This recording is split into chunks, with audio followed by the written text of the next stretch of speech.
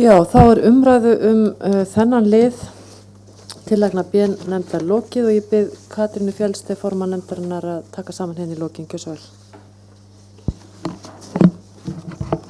Takk fyrir það, formaður, og þakka umræður hér. Ég var nú í gamni mín að telja saman hvernig afstaða manna hefði fallið í þessum umræðum, af því að mann er gaman að gera svona óformlegar skoðanakannanir á því á fundum í nefndum. Og varðandi valkost 1 og 2 staðfestingu laga, þá voru 4 klárlega meðmæltir valkosti 2 og 6 klárlega meðmæltir valkosti 1 og 2 eða 3 voru að tala að sameina báða kosti. Þannig að ég vil nú byrja á því að byrjast undan þeim orðum að B-nefnd taki ekki mark á því sem að öðrum í ráðinu finnst, svo bara við höldum því til haga.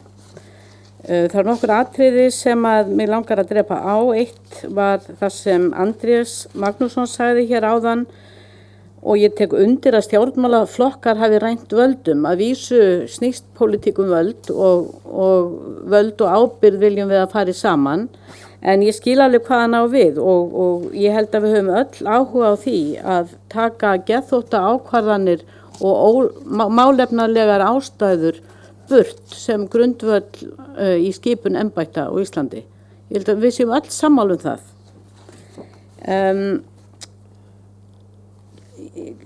Gísli talaði hér þetta sama með að ætti ekki vera geðþóttavald og það ætti að veita hæfnisnefndum. Í tillögu okkar forstöðumenn sjálfstæðra stofnana sem að kemur fram sem valkostur einmitt vegna þess að mismunandi skoðanir eru á þessum málum og vegna þess að B-nefnd hlustar á mismunandi skoðanir, þess vegna er þetta sett fram sem 2 valkostir.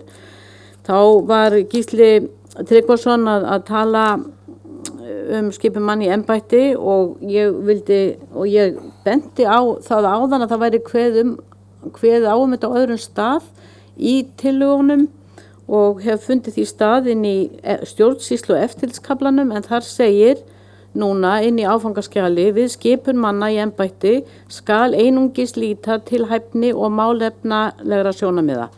Þetta stendur nú þegar inni og er grundvöllur þess að valkostur 2 skipun forstöðumanna sjálfstæðra stofnana þurfi ekki að sú grein þurfi ekki að vera inni.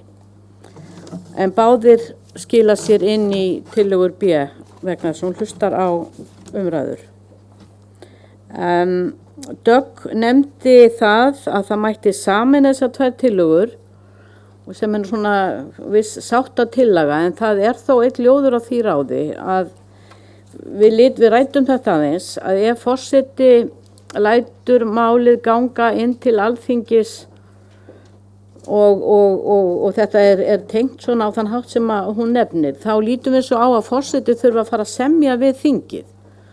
Og okkur fannst það kannski svona heldur erfið staða að setja forsetann í, að það væri miklu hreinna að hann gæti skilað í inn til þingsins og með rökstuddu áliti, en það væri síðan þingsins að kveða upp úr með það hvernig málinu lyktaði. Og þá gengum við auðvitað út frá því að 3/4 þingmanna hefði þá möguleika á að vísa málinu til þjóðarinnar. Það er að segja stjórnarandstaða þá þyrfti ekki að sitja undir ofríki stjórnar meirihluta og gæti leita fulltingis þjóðarinnar. Og sömuleiðis að þjóðin hefði að eigin frumkvæði möguleika á að koma að málinu.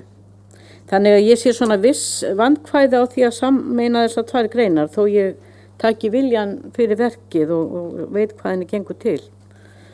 Ég er sammála Katrínu Odds að þetta er of vítt orðalag að nefna bara stofnanir, sjálfstæða stofnanir, og það hefur komið þetta fram hér í máli Þorkels að það mætti tiltaka, og hann tiltók sérstaklega með dómara og ríkissaksóknara sem dæmi embætti sem hann vildi hafa með þeim hætti að forseti skipaði þar í.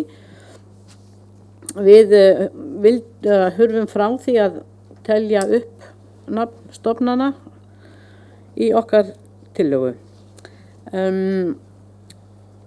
Þorvaldur, ég var nú búin að segja þetta, ég bæðist undan því að nefnd hlustaði ekki á meirihluta ráðsmanna. Ég held að við gerum það einmitt og setjum fram valkosti í okkar tillögum einmitt þess vegna. En hann segir að það sé brýnt að málskotsréttur forseta haldist og við höfum verið að reyna, og ég ætla að segja það enn einu sinni, að koma almenningi að málum og að verja minnihluta þingsins, og að því þess vegna eru setta fram tillögur 1/3 þingmanna og 10% kjósenda sem ég skilst að nefnd sé að breyta þeirri prósentutölu.